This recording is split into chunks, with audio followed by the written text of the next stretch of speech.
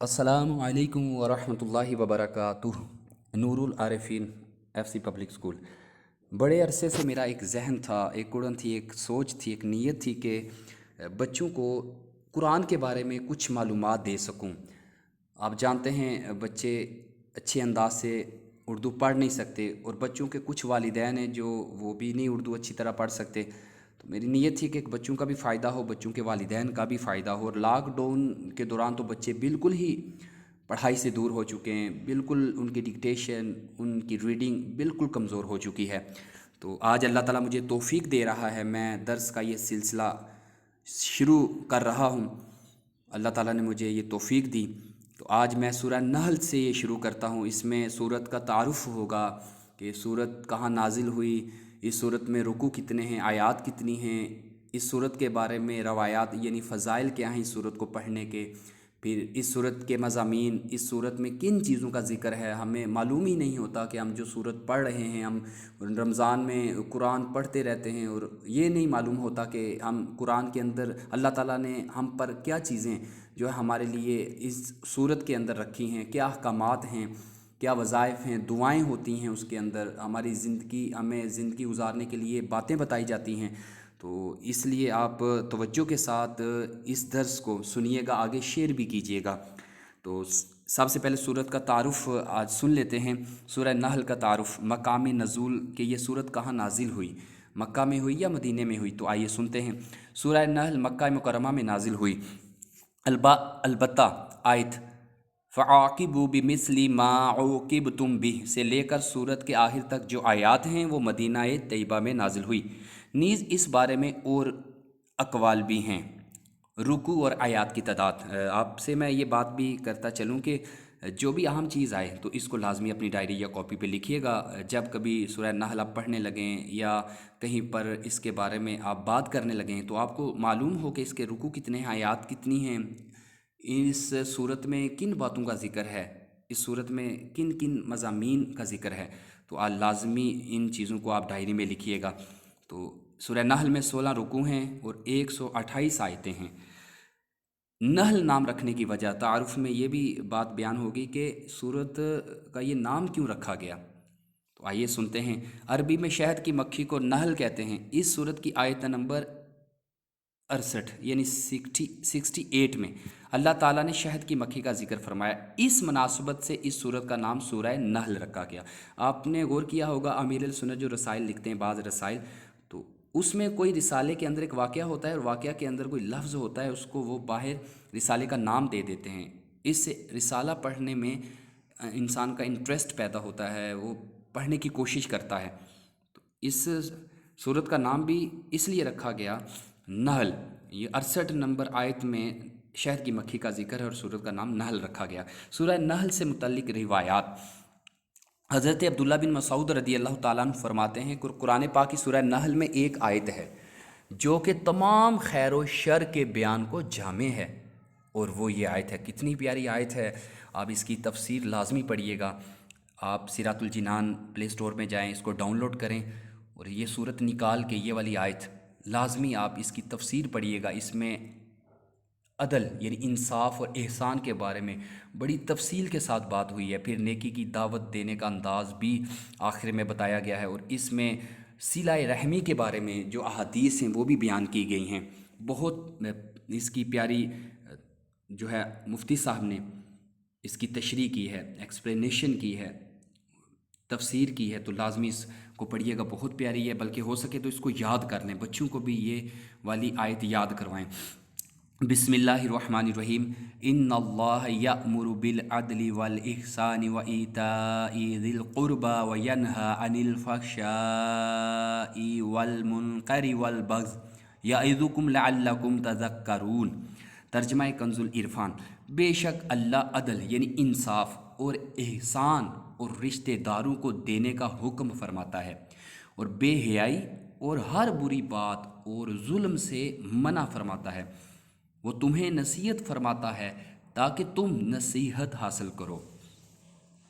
مروی ہے جب حضرت حریم بن حیان رضی اللہ تعالیٰ عنہ کی وفات کا وقت قریب آیا تو ان سے لوگوں نے عرض کی آپ کوئی وصیت فرما دیجئے۔ آپ رضی اللہ تعالی عنہ نے فرمایا میں تمہیں سورہ نحل کی اس آیت ادعو الی سبیل ربک بالحکمہ سے لے کر سورت کے آخر تک بیان کی گئی باتوں کی وصیت کرتا ہوں۔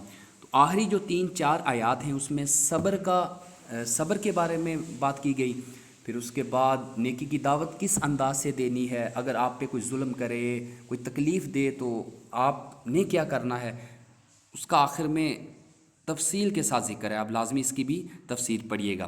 تو اب چلتے ہیں اس کے مضامین کو دیکھتے ہیں کہ اس صورت میں کن باتوں کا ذکر ہوا ہے۔ اس صورت مبارکہ کی بہت پیاری خصوصیت یہ ہے، اس میں بڑی کثرت کے ساتھ اللہ تعالیٰ کی عظمت، قدرت، حکمت اور وحدانیت پر دلائل دیے گئے ہیں۔ اگر کثرت سے اس صورت کو سمجھ کر پڑھا جائے، کس طرح سمجھ کر پڑھا جائے، تو دل میں اللہ تعالیٰ کی محبت اور عظمت کا اضافہ ہوتا ہے۔ نیز اس صورت میں اللہ تعالیٰ کی نعمتوں کا بیان بہت کثرت کے ساتھ ہے۔ اگر ان نعمتوں کے بارے میں بار بار غور کریں تو دل میں شکر الہی کا جذبہ بیدار ہوگا اور محبت الہی میں اضافہ ہوگا۔ اس کے علاوہ اس صورت میں یہ مضامین بیان کیے گئے ہیں، یہ مضامین ہو سکے تو اپنی ڈائری پہ کاپی پہ لکھ لیجئے گا۔ نمبر 1، جانوروں سے حاصل ہونے والے فوائد بیان کیے گئے۔ نمبر 2، جنہوں نے دنیا میں نیک کام کیے انہی کے لیے آخرت کی بھلائی ہے۔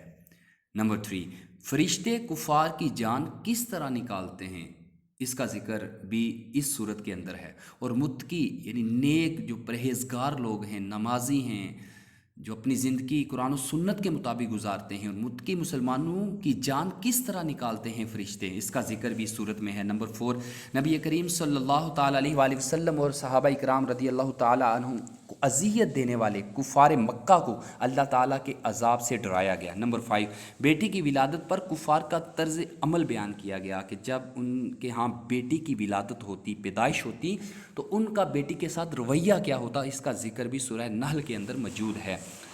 نمبر 6، حشر کے میدان میں کفار کی بری حالت ذکر کی گئی۔ نمبر 7، عہد پورا کرنا یعنی وعدہ پورا کرنے اور قسمیں نہ توڑنے کا حکم دیا گیا اس صورت کے اندر یعنی سورہ نحل کے اندر۔ نمبر 8، قرآن پاک کے بارے میں کفار کے شبہات کا رد کیا گیا۔ حالت اکراہ میں کلمہ کفر کہنے والے کا حکم بیان کیا گیا۔ نمبر 10، اپنی طرف سے چیزوں کو حلال یا حرام کہہ کر اس کی نسبت اللہ تعالیٰ کی طرف کرنے کی ممانعت فرمائی گئی۔ بعض لوگ آپ نے دیکھا ہوگا کہ جو چیزیں حلال ہوتی ہیں وہ ان کو حرام کہہ رہے ہوتے ہیں، اور بعض حرام ہوتی ہیں ان کو حلال کہہ رہے ہوتے ہیں، اپنی عقل سے وہ یہ باتیں کہہ رہے ہوتے ہیں۔ قرآن و حدیث میں کوئی ایسا حوالہ نہیں ہوتا۔ جیسے بعض لوگ 11ویں کی محافل، 12ویں کی محافل، جلوس میلاد جلوس ہے جو عید میلاد النبی کا، اسی طرح تیجا ہے، 10واں ہے، چاہلم ہے، برسی ہے، اس کو وہ ناجائز کہہ رہے ہوتے ہیں، حرام کہہ رہے ہوتے ہیں، جبکہ اس میں کوئی ایسی بات نہیں ہوتی جو حرام ہو۔ اس کا بھی ذکر آپ کو اس صورت میں ملے گا۔ نمبر 11، حضرت ابراہیم علیہ السلام کی شان بیان فرمائی گئی۔ نمبر 12، نیکی کی دعوت دینے کے انتہائی اہم اصول بیان کیے گئے کہ کسی کو اگر نیکی کی دعوت دینی ہے، اپنی طرف بلانا ہے تو کس انداز سے بلانا ہے۔ جو لوگ نیکی کی دعوت دیتے ہیں، جیسے بچے گناہ کر رہے ہوں تو بچوں کو کس انداز سے سمجھایا جائے، والدین اپنے بچوں کو کس طرح سمجھائیں، بچے والدین کو کس طرح سمجھائیں، معاشرے کو کیسے ٹھیک کیا جائے، تو اس کے بارے میں بھی بہت اہم معلومات مفتی صاحب نے دی ہے۔ اب سن لیتے ہیں مناسبت اس صورت کا پچھلی صورت یعنی سورہ ہجر کے ساتھ اس کی کیا مناسبت ہے۔ سورہ نحل کی اپنے سے ماقبل یعنی سورہ ہجر کے ساتھ مناسبت یہ ہے کہ سورہ ہجر کی آیت نمبر 52 یعنی 92 میں فرمایا گیا فَوَرَبِّكَ لِنَسْأَلَنَّهُمْ أَجْمَعِينَ، ترجمہ کنز العرفان، تو تمہارے رب کی قسم ہم ضرور ان سب سے پوچھیں گے۔ اس سے قیامت کے دن لوگوں کا جمع ہونا اور ان سے ان کے دنیاوی اعمال کے بارے میں سوال کیا جانا ثابت ہوا۔ اسی طرح آیت نمبر 99 میں فرمایا گیا وَعْبُدْ رَبَّكَ حَتَّى یَأْتِیَکَ الْیَقِین، ترجمہ کنز العرفان، اور اپنے رب کی عبادت کرتے رہو حتیٰ کہ تمہیں موت آ جائے۔ اس آیت میں موت کے ذکر پر دلالت کرتی ہے، یہ آیت موت کے ذکر پر دلالت کرتی ہے۔ ان دونوں آیات کی سورہ نحل کی پہلی آیت سے مناسبت ہے کہ اس میں بھی قیامت قائم ہونے کا ذکر کیا گیا ہے۔ تو آخر میں اللہ سے دعا ہے کہ آج جو درس ہوا اللہ اسے ہمیں سننے کی، پورا درس سننے کی، اسے آگے پہنچانے کی اللہ ہمیں توفیق عطا فرمائے، آمین بجاہ النبی الامین صلی اللہ تعالی علیہ وآلہ وسلم۔